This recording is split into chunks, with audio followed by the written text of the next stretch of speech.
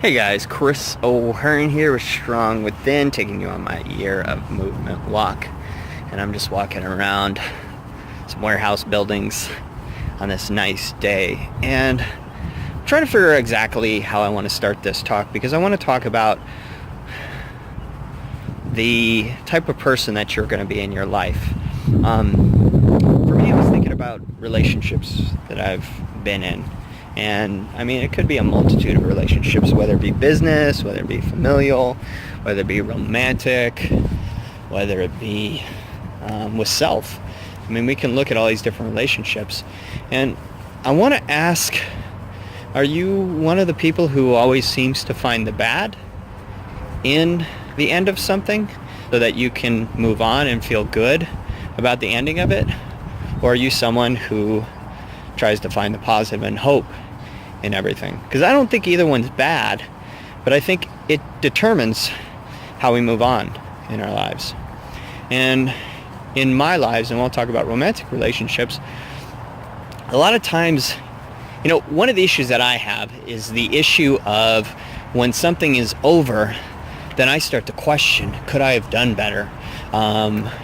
Did I mess up? How did I ruin this? And I take on all the blame for certain things. Because it's been a pattern in my life to beat myself up for certain things and think that, well, I could have done something better, it's my fault and all these things. And I seem to want to take on all the blame and say, how can I fix this? And in the end, it keeps me from moving forward. It could also be the aspect of, the looking for love is thinking that, well, maybe if I could really show this person how much I mean to them, they'll want me back. And it's kind of this unhealthy thing of me trying to prove something that I don't want to say never prove, but that's already there. I'm already worthy. And I think, too, I'm looking at the end of a relationship wrong sometimes, or not in the most positive light, is that maybe the end isn't something bad, but maybe it's the aspect of coming to the culmination, the finality of that part, so you can move on to something different. Because I'll look at it and I'll be like, oh, maybe there could have been something. So there are 2 points that I'm doing within this. For me, at the end of a relationship, I will focus on all the positive stuff. I think about all the positive stuff, all the good things that happen, all the good things. And I have a tendency to not look at the negative, to not see some of the things that I questioned when I was in the relationship.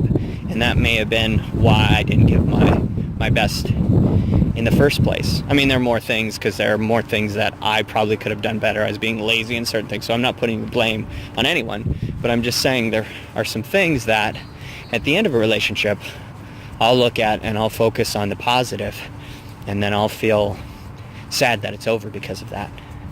And then what I've seen, the other aspect of it, and maybe because I try too hard, I see on the other aspect of my partner's side about how they will focus on only the negative, how we fought all the time or did all this stuff, and I'm like, that's not how it happened. But it's that person's way of moving on and feeling their survival mechanism for helping them to think that they did the right decision. And I'm not saying right or wrong, it's just the way that they process things.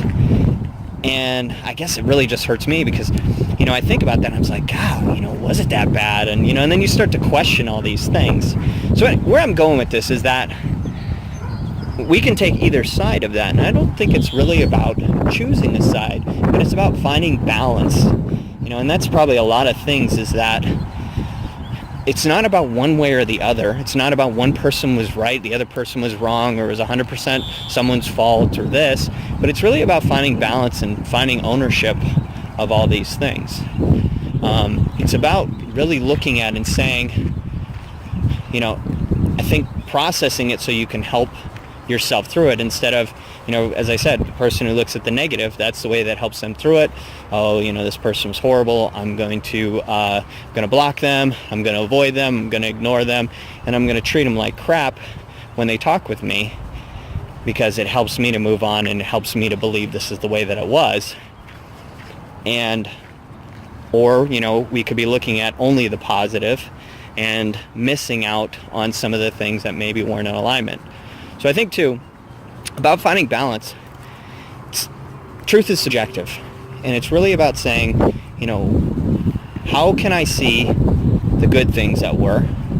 How can I be truthful about the bad things that were happening that I questioned in this, and maybe I didn't listen to my intuition? And then how can I find the balance between those both so that I can move on in a healthy way? How can I see that, what's the aspect of everything will all, the old saying is that everything will be all right in the end. If it's not all right, it's not the end. It's kind of the other aspect of, if it's true love, you unlock the cage and you let them free, and if it's meant to be, they'll come back. And I think too, it's about looking at that and then finding the balance of seeing that it's not the end of the world. It just was a time, a place of transition that maybe needed to happen so that you could grow. Because a lot of endings in my life, the toughest situations in my life, have been the greatest learning instances for me. And that's why I talk about struggle, and that's why I talk about having those hardships. It's not because I want to have hardships or that I want other people to have hardships, but actually they awaken me. They help me to look at what's really important and to say, okay, if you want this in your life, what are you willing to do to keep that in your life? What are you willing to put forth? Who are you willing to be to make sure that you keep this in your life? And then, in the end, I think too, it's about understanding, I'll say this for me, is that no one person or no person will complete us. They can help to accentuate the greatness of us. But my mentor, Mike, talked about this. He says to be one with another, we have to be one with ourselves first. And so I think too, sometimes the sadness comes in. It's because I haven't been one with myself first. And I was hoping that this person would be there for me. This person, all the promises that we told each other, that they would be true. And I'll look at it and it's like, was that all for nothing? Were there lies? And it wasn't that they were lies. It just was, at the time, it was right. And now there's another time to move on and to start building something different in the direction of helping both parties to become the people that we're meant to be. So in the end, there is no one right way, but it's about how do we find balance that's going to help us to move forward, to become the people we want to be in our personal relationship with ourselves, and then also in all the other relationships that we want to partake in. So Chris O'Hearn with Strong Within. I'm sending great energy your way, that you find balance in all the things that you're looking to do and achieve, not only this year, but in your life. Have a great one.